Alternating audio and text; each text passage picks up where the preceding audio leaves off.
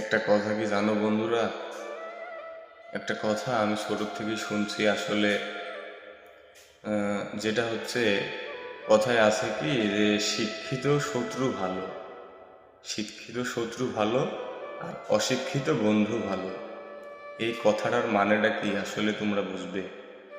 এই কথাটার মানেটা হলো এই যে শিক্ষিত যদি তোমার কোনো ক্ষতি করতে চায়, শিক্ষিত শত্রু যদি তোমার কোনো ক্ষতি করতে চায় বা তোমার যদি তোমাকে আঘাত করতে চায়, তাহলে অবশ্যই শিক্ষিত ভাইবে চিন্তে তোমার ক্ষতিটা করবে। আর অশিক্ষিত তোমার বন্ধু ভালো এই জন্যই যে অশিক্ষিত যদি তোমার কোনো ক্ষতি করতে চায় তাহলে কখনো কোনো কিছু ভাববে না, তোমার ক্ষতি করে ফেল দিবি। আর ক্ষতি করলেও মানে সাধারণ ক্ষতি না, মানে যেটা সিরিয়াস ক্ষতি। তাই অশিক্ষিত বন্ধু ভালো আর শিক্ষিত শত্রু ভালো, এটাই।